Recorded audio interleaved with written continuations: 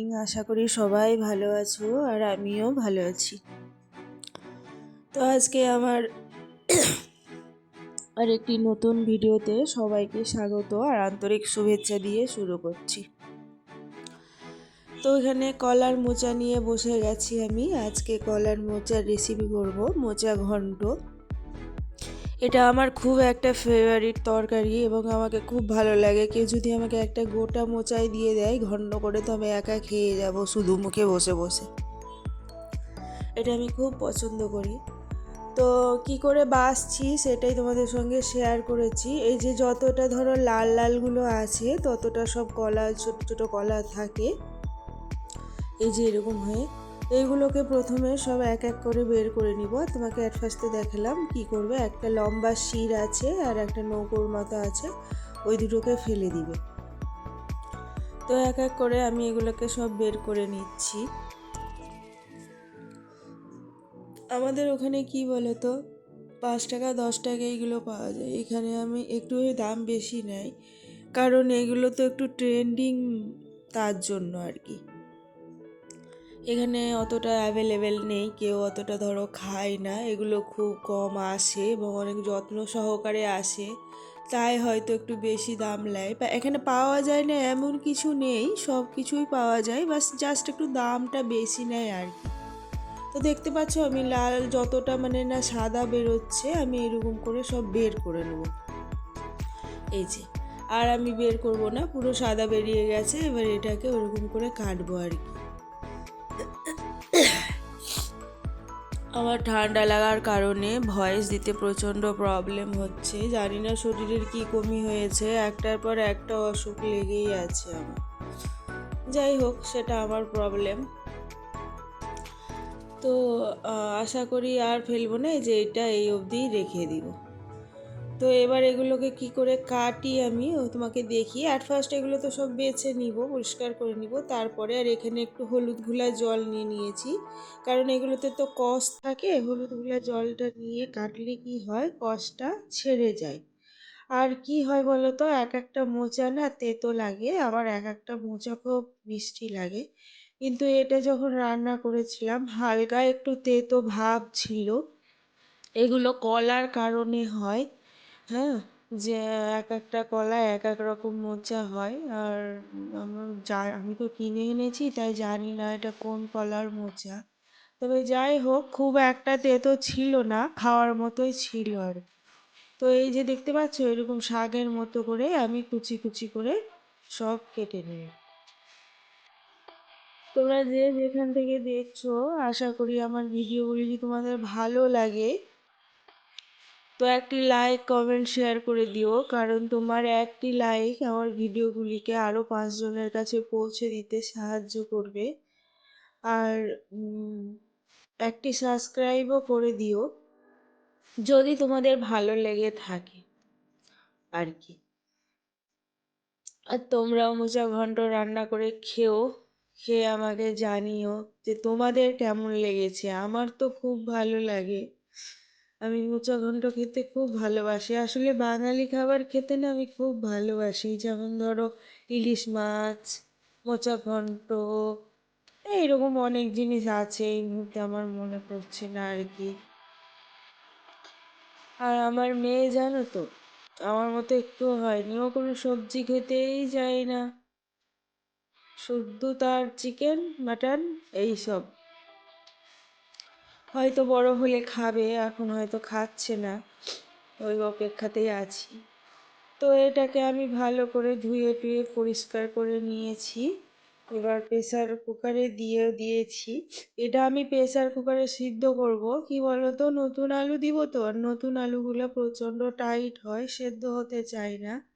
তো দিয়ে দিয়েছি। এবার হালকা জল দিব, আর একটু লবণ দিব, আর একটু হলুদ দিব, দিয়ে আমি এটাকে সেদ্ধতে বসিয়ে দিব। তো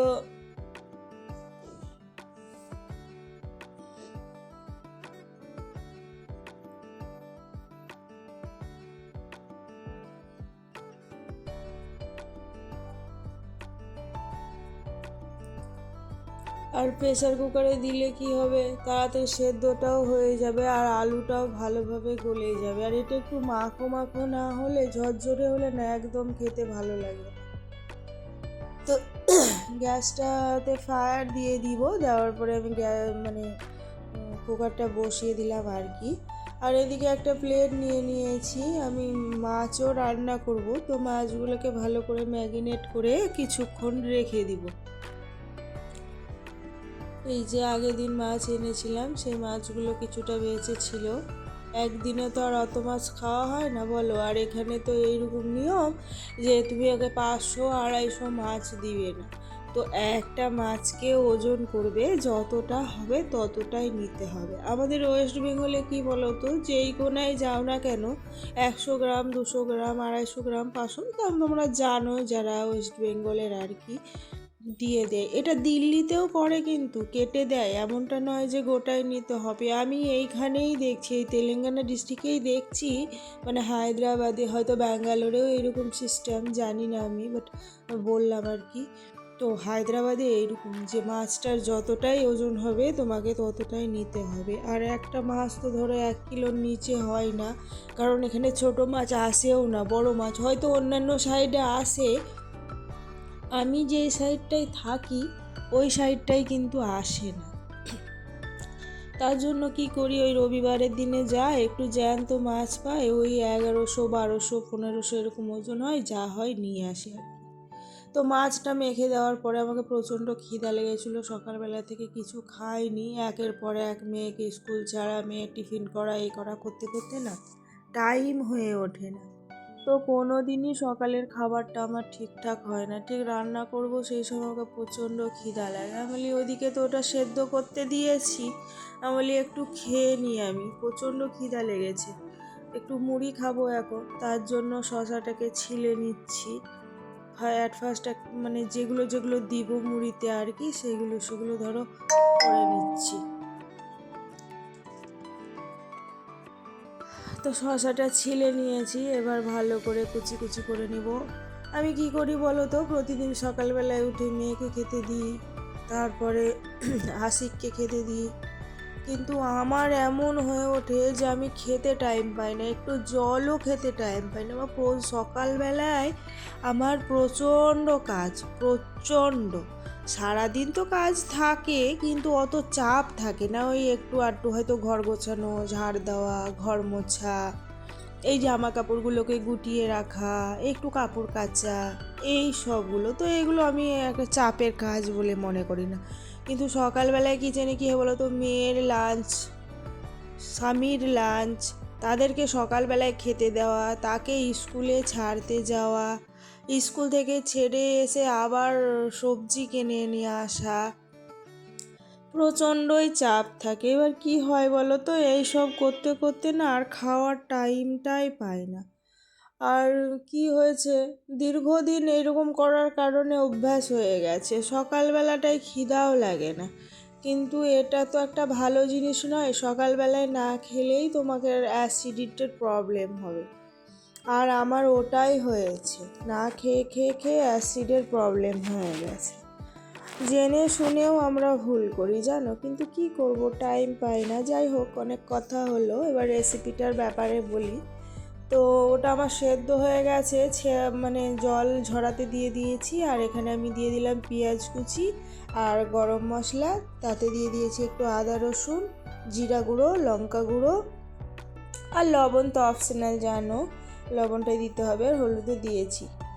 দিয়ে ভালো করে মশলাটাকে কষিয়ে তারপর এটাকে ঢেলে দিলাম। এটাকে ঢেলে দেওয়ার পরে ভালো করে নাড়াচাড়া দিয়ে নিব, যাতে এটা পুরোটাই একদম মাখো মাখো হয়ে যায়। আর তারপরে কি করব, একটা ডিমকে এতে ভেঙে দিব।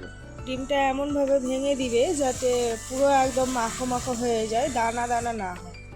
তো ডিমটা ভেঙে দিয়ে আমি এইরকম করে নাড়াতে থাকবো, তাহলে পুরো সবজিটার সঙ্গে একদম ভালো করে মেখে যাবে। আর বেশ কিছুক্ষণ করবে, কারণ ডিমের তো একটা গন্ধ আছে বলো, তো সেটা যদি বেশিক্ষণ নাড়াতে থাকো তো গন্ধটা তোমার চলে যাবে, সেরকম একটা থাকবে না।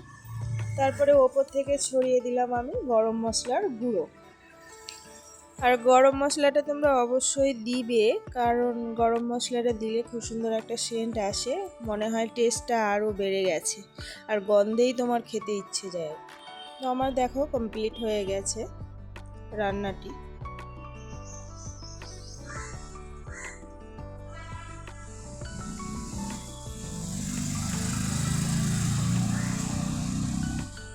তো আজকের ভিডিওটি এই অবধি ছিল, বাই।